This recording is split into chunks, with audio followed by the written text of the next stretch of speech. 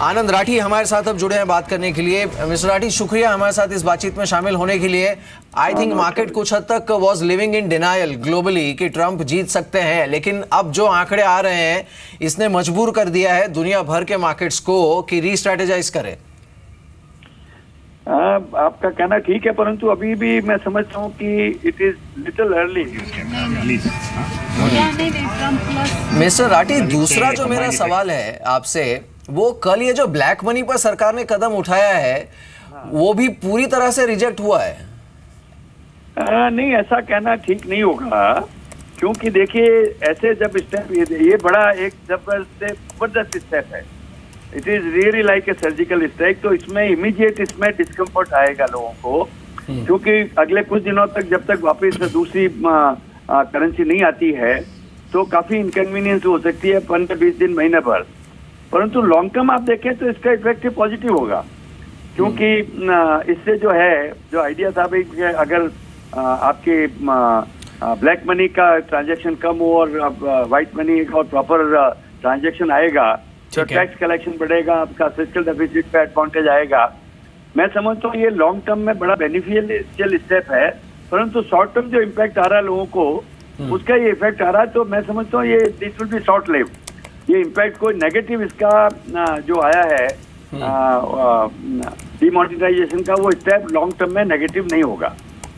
ठीक है मिस्टर राठी, लेकिन ये बात तो बिल्कुल तय है कि पॉलिसी फ्रेमवर्क पे भारत और यूएस अब दोनों को ही देखना होगा। क्या इंडियन इकोनॉमी अब पूरी तरह से तैयार है और वैल्यूएशन के हिसाब से बिल्कुल अब ठीक आ चुके हैं कि ठीक है यूएस में जो भी होगा उसको हम डिस्काउंट अब कर चुके हैं लेवल्स में, या फिर आपको लगता है कि अभी भी पॉलिसी फ्रेमवर्क जो फैसले लिए जाएंगे वो अभी डिस्काउंट होने बाकी हैं, वो भारत में भी हो सकता है?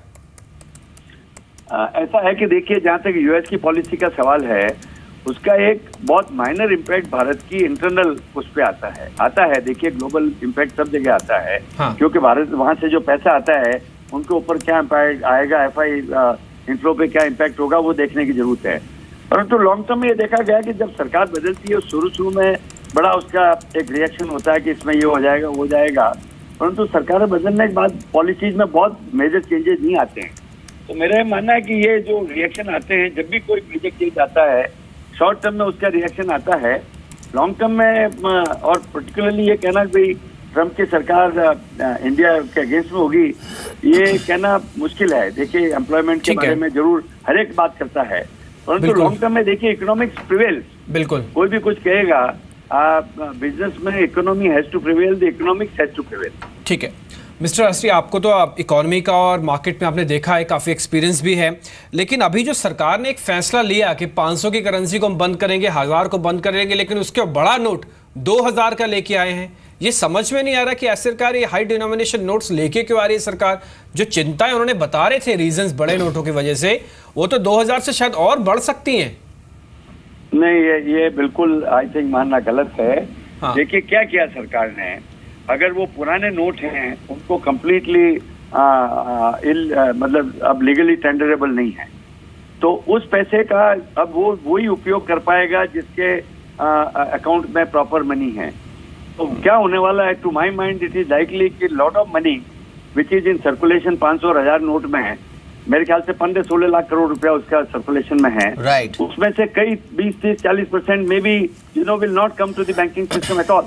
बिल्कुल। और अगर वो नहीं होगा तो उतना रुपया जो है रिजर्व बैंक की लायबिलिटी कम हो जाएगी, और मैं समझता हूँ कि वो रुपया वापस फिर गवर्नमेंट को आ जाएगा।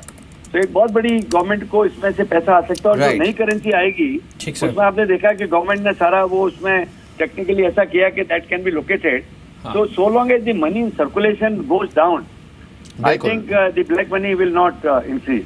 चलिए मिस्टर राठी, बहुत बहुत शुक्रिया हमारे साथ इस बातचीत में शामिल होने के लिए। Thanks for joining us, pleasure having you on the show. Mister CP Gurnani हमारे साथ जुड़े हैं टेक महिंद्रा से। Mister Gurnani, morning to you. शुक्रिया इस बातचीत में शामिल होने के लिए। Doesn't seem like a great morning, but we have to do our job.